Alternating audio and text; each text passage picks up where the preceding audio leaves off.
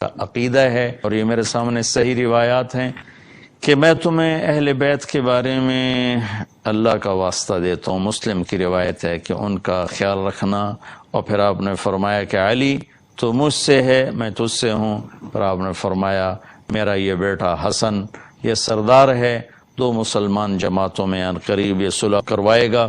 پھر آپ نے فرمایا کہ حسن اور حسین جنت کے نوجوانوں کے سردار ہیں، اور یہ اللہ کے محبوب کے خاندان کو نمایاں کرتی ہیں، بڑا کرتی ہیں۔ اور آپ نے فرمایا یا اللہ میں حسن حسین سے پیار کرتا ہوں، تو بھی ان سے پیار فرما، اور یا اللہ جو ان سے پیار کریں ان سے بھی پیار فرما، اور جو ان سے بغض رکھیں ان سے بغض رکھ، جو ان سے پیار کریں ان سے پیار کر۔ اہل بیت سے محبت نہ کرنا یہ نفاق ہے، منافقت ہے، کفر ہے۔ اہل بیت سے پیار کرنا ایمان ہے، ایمان کا کمال ہے، ایمان کا کمال ہے۔ جس گھر میں اللہ نے اپنے حبیب کو پیدا کیا، جس نبی کی گود میں ان کی اولاد پروان چڑھی، اگر ہم ان سے بغض رکھیں گے تو ہمارا ایمان کہاں چلا گیا؟ نہ ایمان ہے نہ ایمان رہے گا۔ ان کی محبت ہی اصل ایمان ہے، ان کی محبت ہی اصل ایمان ہے۔ ایک روایت یاد ہے کہ میرے نبی نے فرمایا جس نے میری اولاد میں سے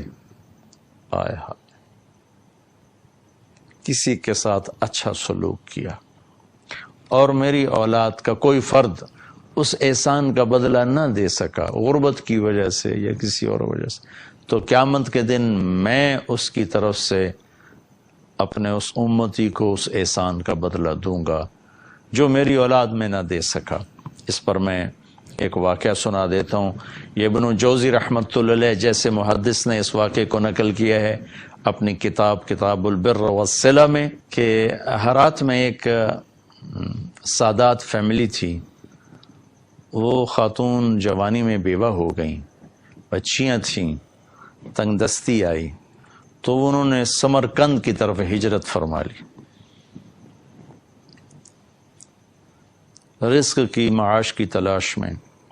وہاں پہنچی تو پوچھا کوئی یہاں سردار، کوئی سخی، چونکہ نووارد تھیں تو لوگوں نے بتایا کہ ایک تو یہاں مسلمان بڑا سردار ہے اور پورے علاقے کا رئیس ہے، اور ایک یہاں آگ کا پجاری آتش پرست ہے، وہ بھی بڑا رئیس، بڑا سخی مالدار ہے۔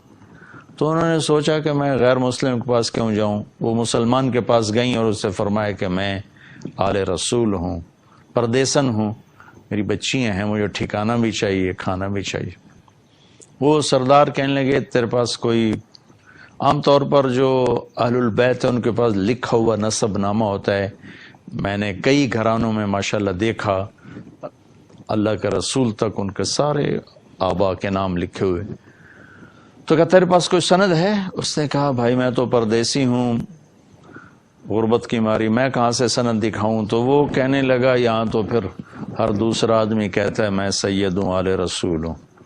تو اس نے کوئی اچھا جواب نہیں دیا۔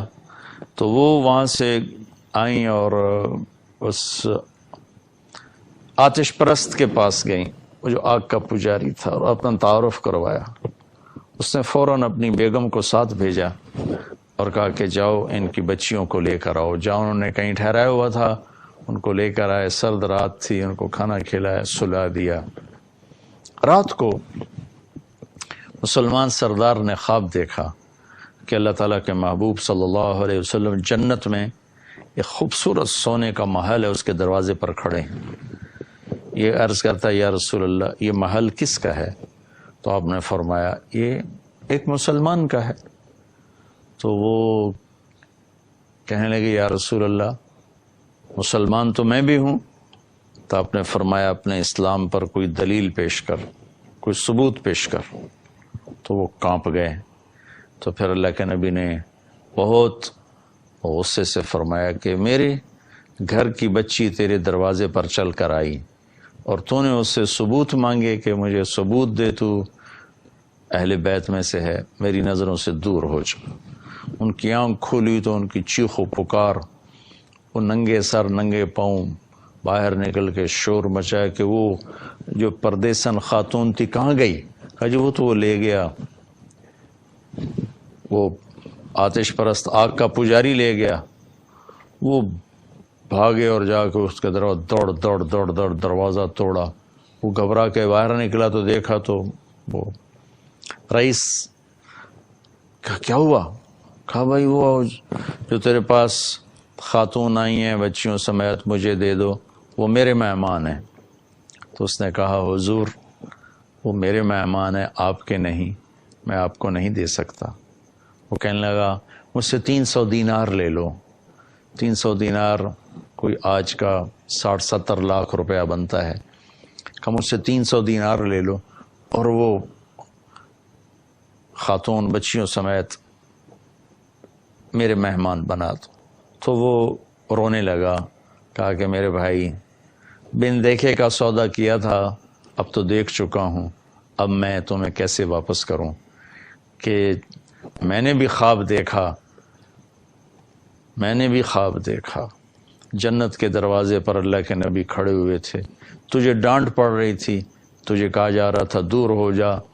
اس کے بعد اللہ کے نبی میری طرف متوجہ ہوئے اور فرمایا تو نے میری بیٹی کو ٹھکانہ دیا، چل تو تیرا سارا گھر سب بخشے گئے، سب کے لیے جنت کا اللہ نے فیصلہ کر دیا۔